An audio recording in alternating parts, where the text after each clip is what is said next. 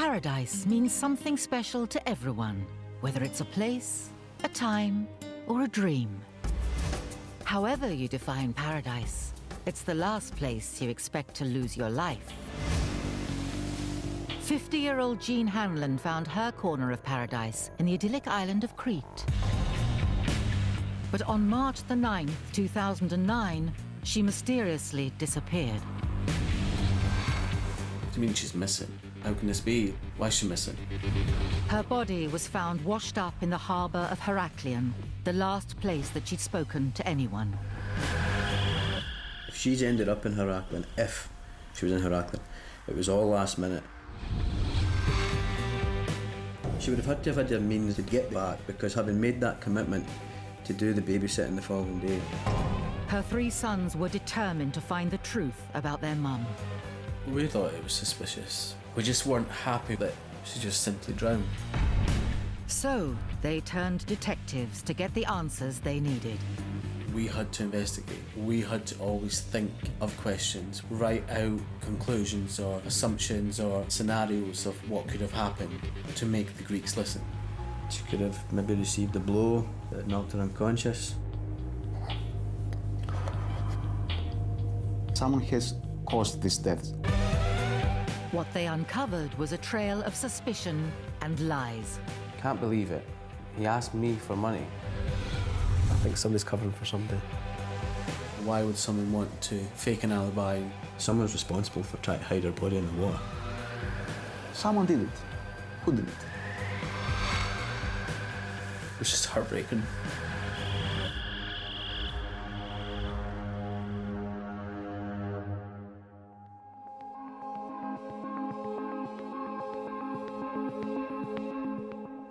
In March 2006, 50-year-old Jean Hanlon was planning to leave her hometown of Dumfries, Scotland, to start a new life in the Mediterranean island of Crete.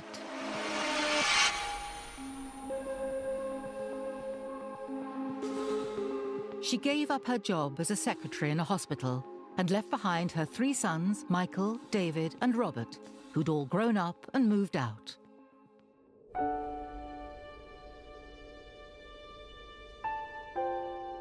Mum was very much a Doonhamer. That's what we call a Dumfries person. They call him a Doonhamer. She was brought up on a farm until obviously my mother married my dad and they moved into the town. But she still had them country roots. When my mum and dad split up, she made it her will to make sure that all her 3 boys had everything on the table and had the best of everything that she could afford. She was very strong-willed, strong character, and I would say a great influence. She loved to dance. She was generally the life and soul of the party. She was always thinking of others and putting herself right in the mix of everything to make sure that, one, she was having a great time, but foremost, that everybody else around her was having an equally as good a time as well.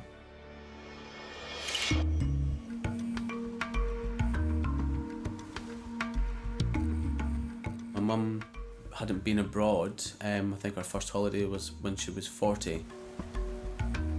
She went with an old friend and they went to Crete in Greece and she just loved it. When all 3 sons had grown up, she decided that she wanted to leave the mundane kind of office work, and Crete and Greece was a little piece of her that she thought she could now try and find her new life. So she applied for a job with a travelling company called My Travel, and she requested to move to Crete because that was where her first love was. It was her first holiday, so she wanted to return there. The British are the biggest source of tourism here in Crete, not just in Crete, but for the whole of Greece. Many come out here for a season. They love the slower pace of life. They work here for a season or 2, and then they eventually end up living out here. What I've learned is that Jean was a woman who loved Crete. That's why she decided to come out here to live, and she fell in love with the place. 2005 was when she got placed in Crete. She loved the sun, she loved the people, she loved different culture, and it was a different way of life, and I suppose that it was a relaxing way of life, and that's probably what hooked her, really.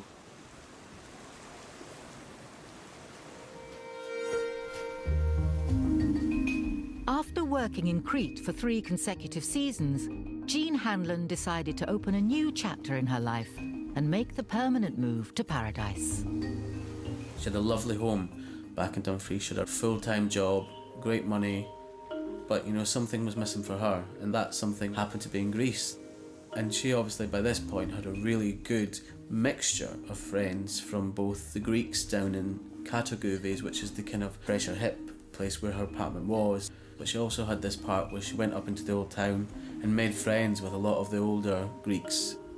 So she did make the decision in winter 2008, it would have been, to stay that winter. I can remember having a leaving party for her and almost thinking, she's going to go there and she's not going to want to come back. I went out to Crete to visit Mum, and I went for a 2-week holiday there, and she introduced us to this massive field of friends. I couldn't believe it. It was just like Mum was the person that everybody knew. She had a very infectious way of making someone feel comfortable, and do you know what, just getting up and enjoying life. I suppose she had such an overwhelming zest for life that it rubbed off on other people. She had a trustworthiness that you sometimes thought was maybe a little bit too open. She could meet anybody, and the worrying thing is that within 5-10 minutes they're our best friend. She was a very attractive woman. If she found love out there, that would have been amazing. Who doesn't want love? We all want someone, but I think she just wanted companionship. I don't think she's got over intentions of settling down with somebody there, but I think if she could have, do you mean, she may have, but I think she just loved Crete itself. It was just that fresh challenge, that newness, the time for herself. She needed me time. The mum was living out there on her own. I think this was one of a lot of the family's concerns, that she'd went out there on her own. No matter how many friends she's got there, anywhere's scary on your own. No matter how old or how young you are, you're vulnerable on your own.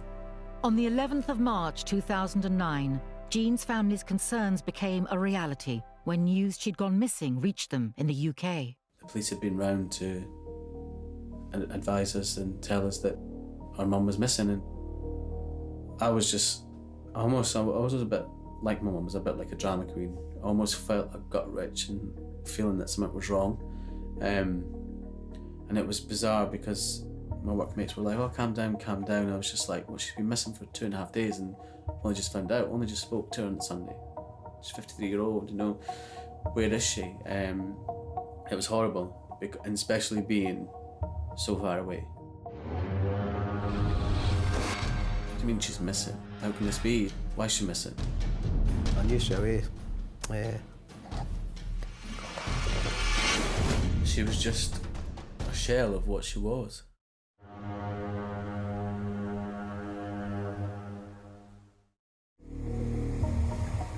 In 2006, Jean Hanlon had relocated her whole life to the idyllic island of Crete in Greece. But 3 years later, she mysteriously went missing.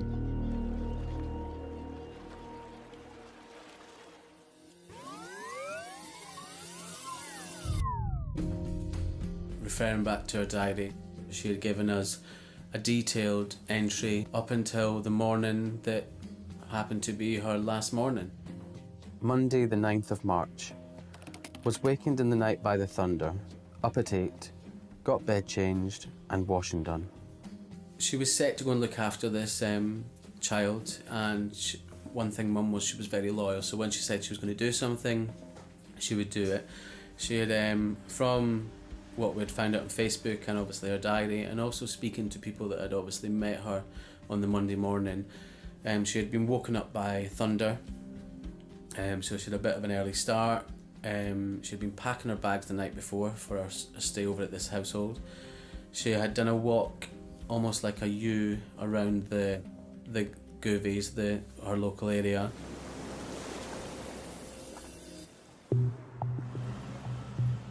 She had done a walk and she'd stopped off at a shop to discuss possibilities of a carnival attire for the Easter parade.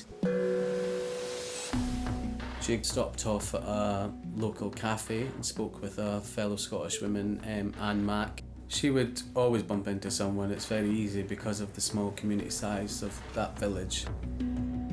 She did say something quite substantial, that she had mentioned to Anne Mack, "Do you see that green car? It's following me." Anne had told us that she didn't seem to say it with any fear or worry, almost more of an observation. She then slowly headed round back along the beachfront, heading towards her flat. Her apartment was based behind the main street, in a quiet little secluded area. She had an interview at one of the local taverna bars to try and gain a job for the upcoming season, which was obviously quite crucial to her to secure. The last day I see her, she came, she asked for a job, how we do every year. She was very happy because she know, and I know, that she come back to the job. She liked the place, she liked Guvas. She liked Guvas very much. She worked for 2 or 3 seasons, I think. She was very friendly, very smiling. She had lots of friends. She had Greek friends and English friends. This job she had, it's like her person, talking, fun, smiling. She loved this job. She's the right person for this job. From my understanding, it was a very relaxed interview. Everything's very relaxed over there. They knew who she was, they knew what kind of person she was. She had a glass of wine, and I remember in 5-10 minutes, she's not finished the wine, and she leave stressed, like somebody waiting for her, or like that she need to go somewhere. If I remember, I think she said to me, "I must go in Heraklion."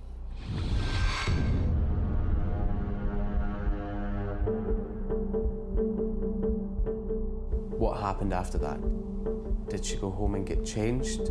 Why did she go to Heraklion? How did she get to Heraklion? It's at this point that Jean's movements become more of a mystery. If she's ended up in Heraklion, if she was in Heraklion, it was all last minute. She can't drive, so she would have had to have been taken there. It had to have been somebody in Guves that's gave her a lift. She would have had the means to get back, because having made that commitment to do the babysitting the following day. It has never been officially confirmed that Jean ended up in Heraklion that night. But at 2021, phone records confirm she made a call to a friend. She told him that she was at the Cafe Marina in Heraklion. She went on to tell her friend that she was there with a Greek man. How did she meet this man? Did she meet him in Guves and then go to Heraklion with him, or did she meet him in Heraklion? Her friend and the Greek man had a conversation. Although the guy spoke really good Greek, it didn't sound like he spoke with a native Greek accent. Phone records show that Jean spoke to her friend for 20 minutes. At 20:50, Jean sent her friend a text. Her last text. Help. 20 minutes later, her friend spoke on the phone again with Jean, one final time. Despite her text, nothing appeared to be wrong when they spoke. She was still with the Greek man. Happy Jean was okay, her friend went to bed. At 21:45, Jean called her friend one last time. Her friend did not answer. Sadly, that was the last anybody ever heard or seen of her.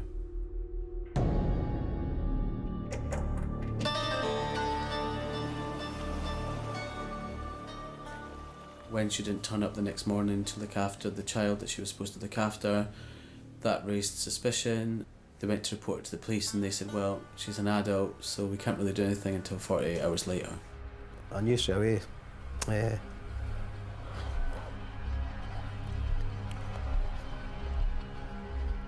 I got the phone call a little bit later on, just to say that the police had been at Nana and Papa's. Mum hadn't been seen or heard from. She'd been reported missing.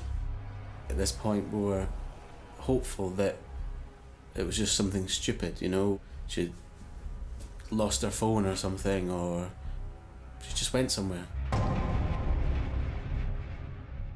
missing persons case, I mean, that is the most traumatising type of case, to be honest, because families are in an absolute limbo as to whether or not something has happened, and they want to just make sure things are happening straight away. So you're driven along on that momentum of knowing that something has to be happening now. Even if you don't know what that thing is, you just know something needs to be happening.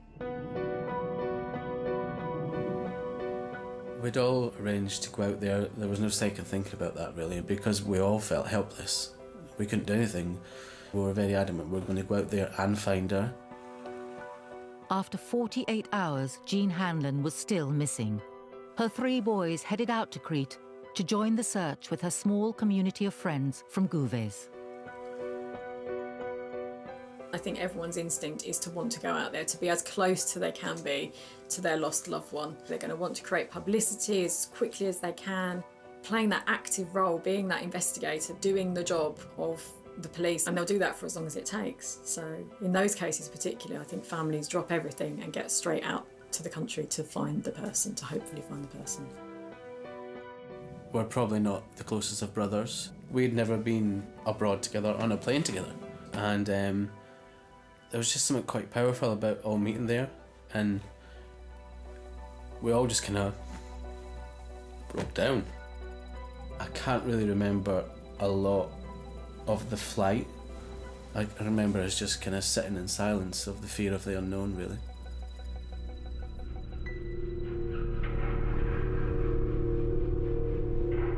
On Friday, the 13th of March, 4 days after Jean went missing, a body was discovered washed up in the harbour of Heraklion in Crete.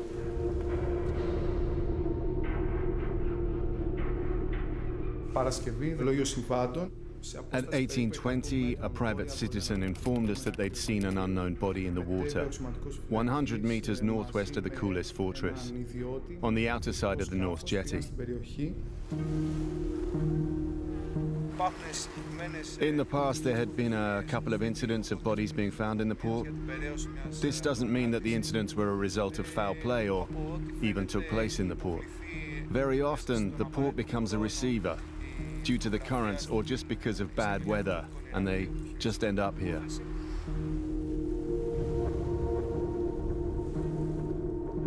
According to the initial examination, the age range was between 20 and 40 years old. There was no obvious signs of foul play, and the body was in an advanced stage of decomposition. The coroner recorded that the death happened 20 days before. We were all still holding on to a little bit of hope because of how they were describing the person that was pulled from the water, that it wasn't that of her mum. So to be told right away that we need to go and view a body, you know, it was like, oh, we just want to search.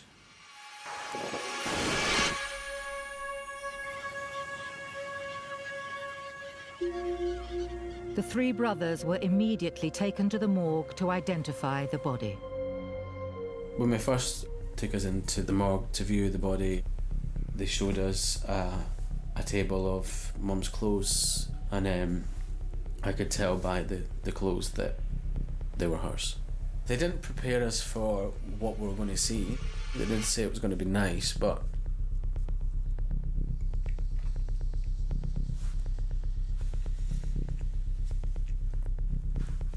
it had been the last time I would have got to see her. Everything was telling you that it was your mum, but you're looking at it thinking, no, it's not who I recognise. It's not what I'm looking at. It's not my mum. She had no hair left. She had no eyes. She had lost the bridge of her nose. She just looked like a shell. It was just heartbreaking.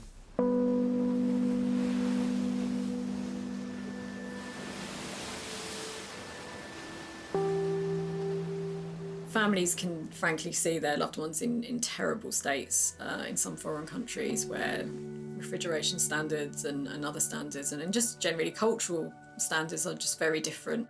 And that can be hugely traumatising at that point. And actually that might be something that they end up fixating on, is just that vision, that moment of that thing which they had to do to identify the body as part of the process. Within minutes of us looking at the body, I printed up paper which suggested it was a death certificate or something for us to sign. It was all in Greek. We didn't know what it was saying. They wanted us out of there. Signing this and go. You're arguing with these people to fill out forms, and nobody was speaking English to you. It's quite cold, quite clinical. Oh, we can't do this. Technically, we're not allowed to do that. They really stuck to the guidelines now. In terms of frustrations for families, probably in the non-English speaking countries it will be the language. It's got to be the most frustrating thing. You can't communicate with people properly. You don't understand what people mean. There can also be nuances from a foreign language to English, but you might then also be translating from medical language into normal language or legal language into normal language. That can be a real nightmare for families. The Greek authorities had signed off Jean's death as an accident, but the three brothers were not convinced. How could this be? Why was she in such a state? How could she have got in such a mess from just 4 days in the sea? There was just certain wee things that just stood out to me, certain wee markings, bruises. It was quite apparent bruising on the leg, which I thought was strange. You know, if she had been in the water, would that have necessarily came out in that manner? If it had been in the water, would she have bruised if she was already dead, because the blood wouldn't be pumping? When the initial autopsy came back, it stated that Jean had died from drowning. Knowing her mum didn't like water, she wouldn't have went anywhere that would have put her in any danger. We just weren't happy with what we'd seen and what we had known from her last movements, that she just simply drowned.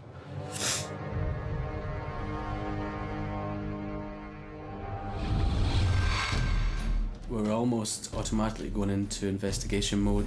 She's had injuries on her body, all over her body. We were informed that they had 2 suspects.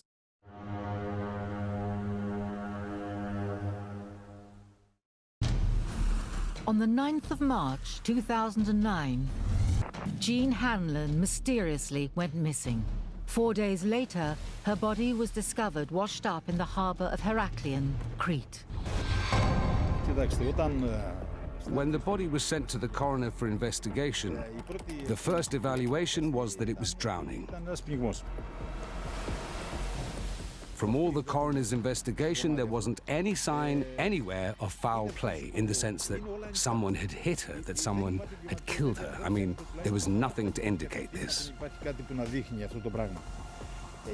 I want to add, though, that there was 12 milligrams of alcohol found in her blood.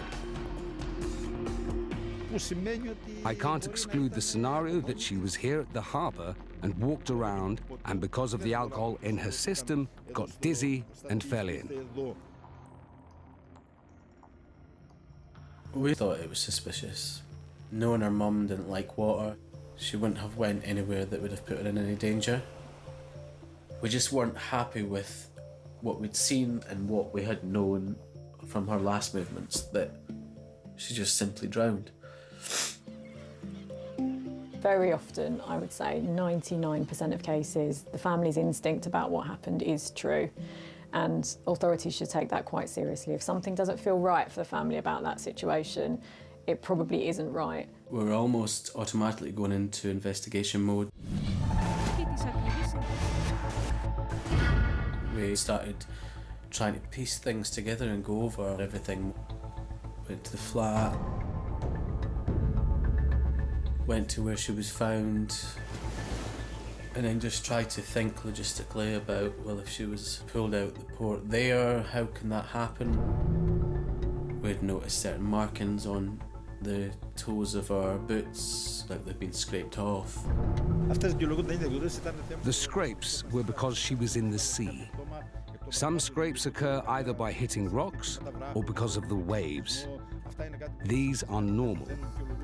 They don't suggest anything suspicious. We try not to be fobbed off that this was an accident and try and establish what the port police had done, if anything. It can sound kind of weird when you hear about families taking on their own investigations. They're like, what are they doing? They're becoming detectives or whatever. But honestly, it is like that. I've seen families go to the crime scene and take pictures of the crime scene and do measurements and things like that, because they know that that wasn't done originally in the case. So families take on whatever they have to do to get to the point that they need to get to, and that can really mean doing the investigation themselves. Nobody seemed to be there to want to help us make that process easier, to help us find out them answers. If you don't have any money, you can't have a translator. If you don't have enough money, you can't even get your body back over. Physically, emotionally, financially, you're left to deal with it. It's put a strain on us, you know. We've had fallouts and that, disagreements and what have you. Initially we were all close at the start, and then it kind of just drifted away, so. But we're all fighting the same cause, we're all wanting the same answer. There's no support or help for someone when they lose someone abroad. The brothers weren't willing to accept this was an accident. They headed back to Dumfries to continue their search for the truth. And they started with their mum's well-documented diary. David and myself individually went through the diary and picked out points, merged them together and agreed on points and people and times that we felt were of relevance to help benefit the case, and of people that needed to be investigated or eliminated, and find out, well, what happened that night. The mystery name Nikos kept appearing in Jean's diary in the days leading up to her disappearance. Sunday, the 1st of March. Got clothes out to decide what to wear to go into Heraklion. The doorbell rang. Was Nikos. How forward is he? Made him a coffee, but also started to get ready to go out. Can't believe it. He asked me for money. Wednesday, the 4th of March. Nikos invited me out for Sunday dinner. I told him that I didn't think it was a good idea. Saturday, the 7th of March. Nikos called, wanting to come round tonight, but I said no. Jean Hanlon had a relationship with Nikos, but Nikos that is mentioned a lot of times in her diary does not mean that is one Nikos, because there is no surname. Was this the person she had spoke of in her diary that had ended in a little bit of a bad way, was trying to pursue Mum and trying to get one more chance with her? You know, Nikos is a very common name in Greek, so everything is something that we have to evaluate. As the search for answers continued, multiple theories about what happened to Jean started to emerge. Maybe she was thrown in the water or fell in the water from a whole different place, because there are the tides in the sea, and that maybe have carried for 4 days the body. Which is strange that she washed up 4 days later. Where she was meant to have been seen. And the tide times, from what we were led to believe, signified that she could have been dropped in somewhere more towards Gouvet's way. From the first moment, the impression was that this was an accident. Formally, that's what the newspapers and the TV channels were reporting. But after talking to the investigators, always off the record, they led me to believe that something weird was happening. And this is why I decided to continue to write about this case. I think it's only because of our pressure and our willingness and determination to make sure that we never give up, and keeping it in the media put that pressure on the Greeks. It's been a very frustrating time. What's actually kept... Undeterred, her sons have been in Crete. We will fight until the very end, until we get justice. It's the cases with the most high-profile coverage normally that get the best outcome. Not always, but normally, because more people know about it, more people can come forward with evidence, more people care, and actually that can have an impact, a positive impact in the foreign country if they get a feeling that, you know, people sort of, this matters, this case, this is important. They could see the determination in me and my brothers that we were never going to stop and never going to back down, and we would fight until we got the answers and the justice our mum deserved.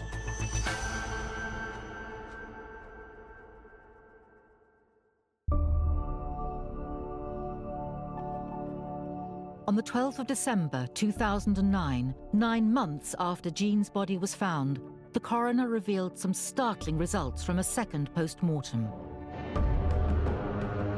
You can't have a second post-mortem.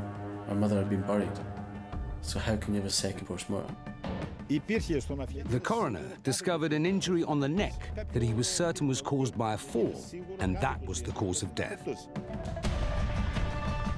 She had a broken neck and a shattered coccyx and other substantial injuries. Them facts and findings were always there. They just chose not to tell us. The coroner was considered a guru in his field. I assume that as a human being, he also made a lot of mistakes. It's a mystery as to why there was a delay in him providing correct results of the autopsy, but it definitely slowed down the investigation.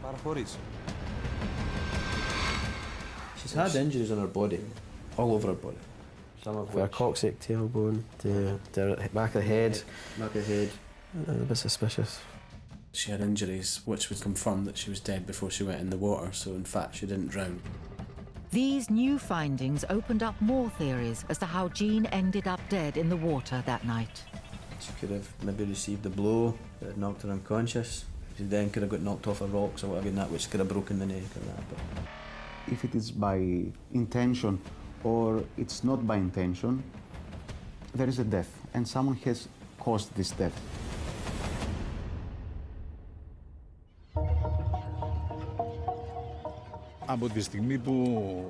From the moment we had this new information from the coroner, the investigation widened and became more detailed. We had a press conference. We published a picture of the lady, Jean. As usual, we started with her close friends. All the tavernas were searched, shops where she used to hang out, where she went dancing. Everywhere. Anywhere she went, people were called in and questioned. In that period, we had 6 people devoted exclusively to this case, all the time, day and night.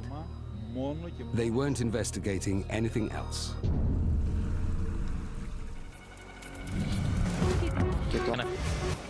We were informed by our lawyer that they had 2 suspects. We weren't given a lot of information as to why, other than that there was inaccuracies in their statements. One of the suspects was of particular interest to the port police. From the first time he was called to the port authority, he was completely negative and didn't provide any information. He fell into many contradictions.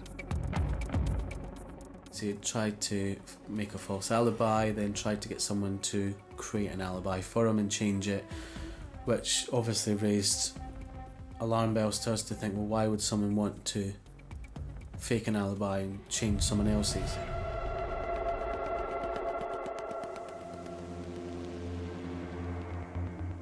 Later on 2012, the prosecutor of Heraklion and then the council of the judges of Heraklion decided that it's not enough to make an obligation against them.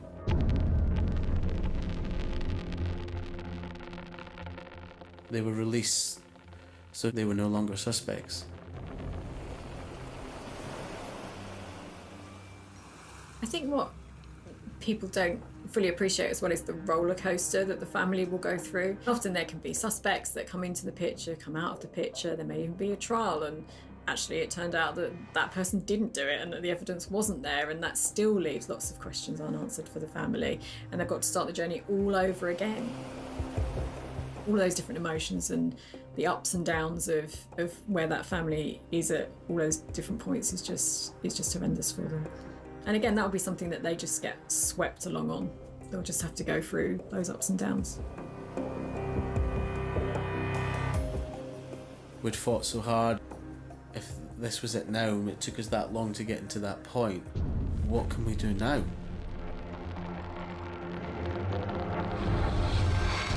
someone's responsible for trying to hide her body in the water.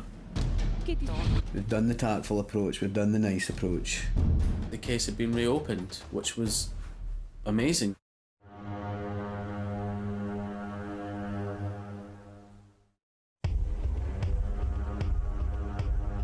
On the 13th of March 2009, Jean Hanlon's body was discovered washed up in the harbour of Heraklion in Crete. We thought it was suspicious. Knowing her mum didn't like water, she wouldn't have went anywhere that would have put her in any danger. Nobody knows who Jean was with that night and how she ended up dead in the water. I know that something nasty happened that night and she didn't end up in the water on her own accord. Irrespective of what's happened, how it's happened, someone's responsible for trying to hide her body in the water. Somebody's done that. Her 3 sons have had to become investigators and media experts in their search for the truth. We had to investigate. We had to always think of questions. We always had to write out conclusions or assumptions or perhaps scenarios of what could have happened to make the Greeks listen. There's still a lot of unanswered questions to the hows and whys, but by fighting the case, you almost felt like you were keeping her alive. The case is currently closed, with no new suspects. They said until new evidence comes up, they'll not investigate. But Michael and his brothers are still fighting to get justice for their mum, Jean. We've had to go into papers, we've had to go into news reports, we've had to do so much to keep our mum's case and our mum's name alive, because if it doesn't, she'll never get given that justice and answer and time and respect that she deserves, that anybody deserves if their life's been wrongly taken. Jean's sons came many times here trying to find the truth. There was a kind of campaign going on in order to get more information. I remember I met them at the courthouse, and I could see on their faces the anguish to find out how their mother died, because they really wanted to know the truth.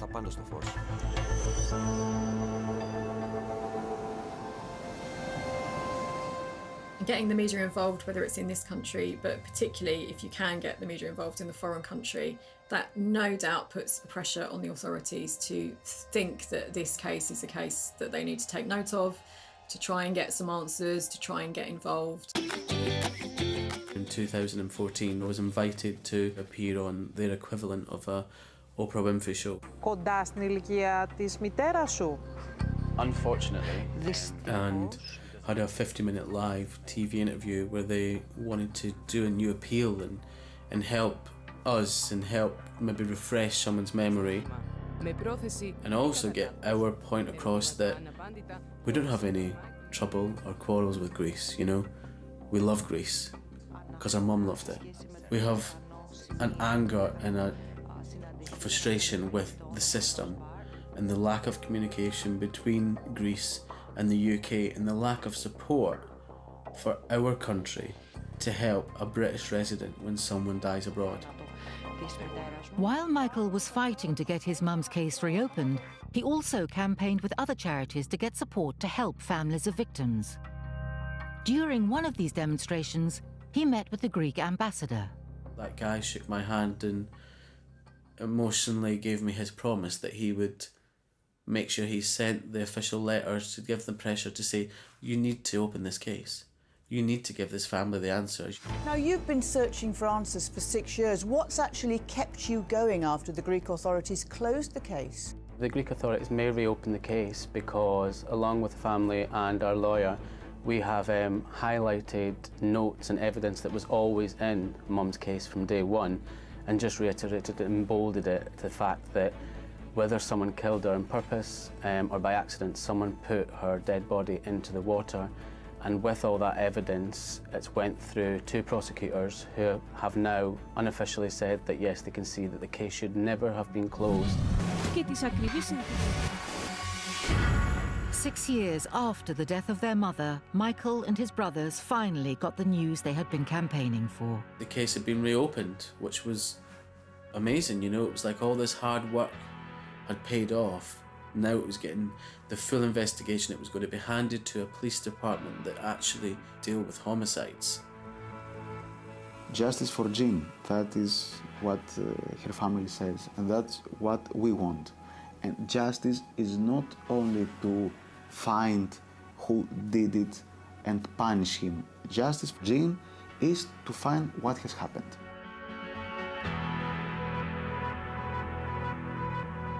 So excited and so happy that you fought to get this file brought from the bottom, basically out of a cupboard right onto somebody's table, and you're so hopeful, and you can see that they're actively doing stuff.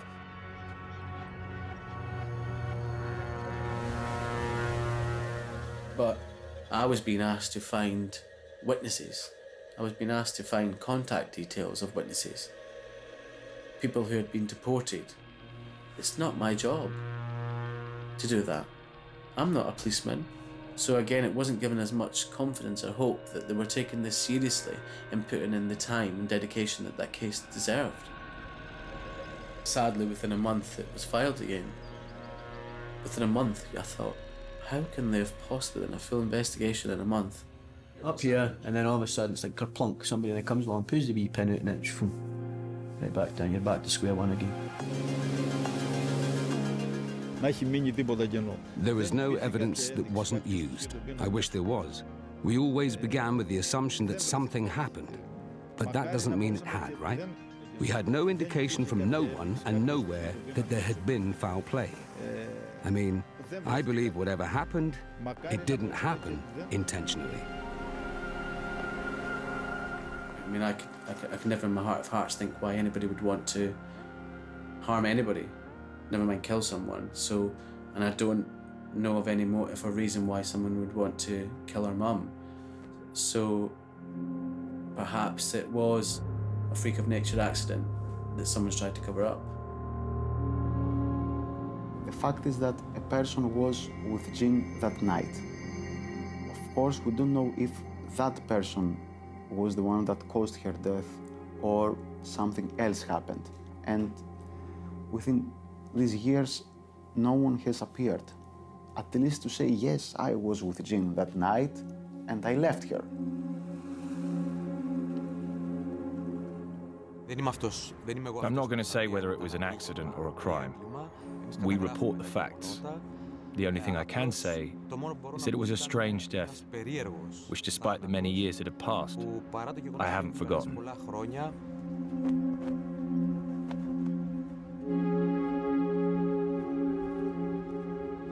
I just feel now, over these years, there's so much evidence and time lost. You've got that frustration that you might never ever get the answer.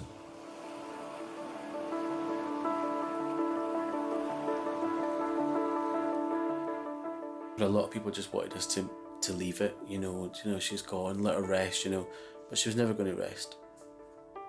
How can she rest when you've not made sure that you've got whoever did that to her? We've done the tactful approach, we've done the nice approach. We've tried to let people do this, we've tried to let people do that, but you know what? It's 2018 now, and really, to all intents and purposes, as far as we're aware of, are we any further forward in finding out what happened to our mum?